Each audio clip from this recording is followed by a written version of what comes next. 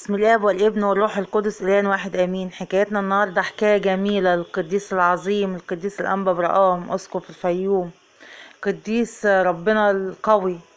الانبا برقام ليه شفاعه كبيره قدام ربنا، وربنا بيحبه لانه بيحب الفقراء، وربنا نفسه سأل واوصى عليهم، وهو عمل بالوصيه دي تماما.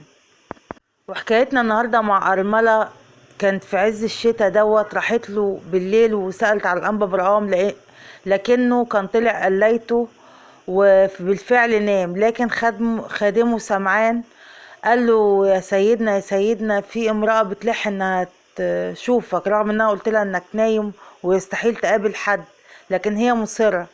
قال له: يا ابني خليها اشوفها في ايه. فقالت له: يا سيدنا الحقني، انا معايا 4 اطفال والجو ساقع جدا، وما عندناش حتى اي شيء نتغطى بيه في الجو ده.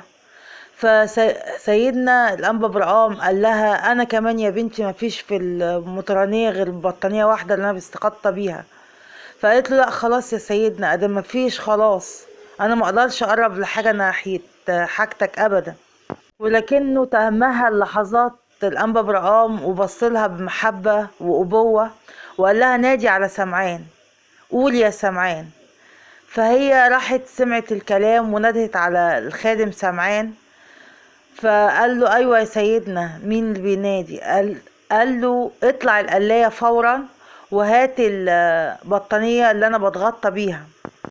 استغرب الخادم سمعان جدا وقال له: ازاي ده يا سيدنا؟ امال انت هتستغطى بايه؟ انت سنك كبير وتعبان، ما ينفعش.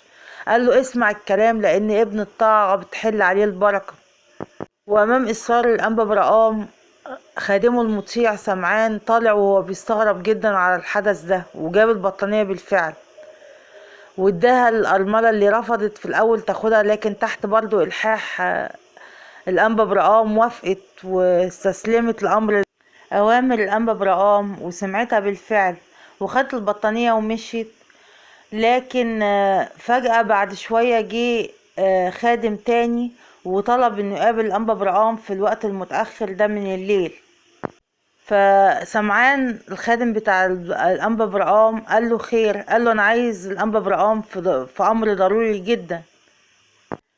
فقام الانبا برقام وقابله، فقال له: يا سيدنا، انا معايا 10 بطاطين جداد، بعتنهم معايا وقالوا اسلمها يدا بيد القدسك. فابتسم الانبا برقام ونادى تاني خادمه سمعان وقال له: الحق بسرعة الارملة دي وهات منها البطانية. فابتسم الخادم سمعان وقال له: مش انا قلت لك يا سيدنا ما ينفعش؟ وفعلا لحقها وهو بيأنبها ازاي انها تاخد البطانية بتاع سيدنا الانبا برقام. ورجعت له وهي حزينة جدا واتأسفت له، لكن هو قابلها برضه بنفس الابتسامة والأبوة وقال لها: يا بنتي انتوا عددكم كام؟ قالت له: احنا 4 وانا وياهم ال5.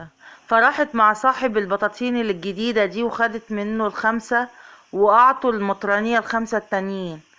فالخادم سمعان قال له: يا سيدنا، بدل ما تديها القديمة بتديها جديد. قال له: احنا ما ينفعش ندي المسيح حاجة قديمة، لكن لازم ندي المسيح في ايده الجديد، وما ينفعش ندي المسيح الحاجة القديمة. ففرح جدا والأرملة كمان فرحت ان بعد ما كانت مروحة ببطانية واحدة روحت بال5. وشجرة الله في قديسين والأنبا برقام بركة صلواته وشفاعته تكون معاكم ومعانا امين. وما تنسوش تشتركوا معانا في قناة نور القديسين يفرح ربنا، دايما يفرح قلبكم بكل غالي، وبشفاعة القديس الأنبا برقام تكون معاكم ومعانا امين. واذكرونا دايما في صلواتكم امين يا رب.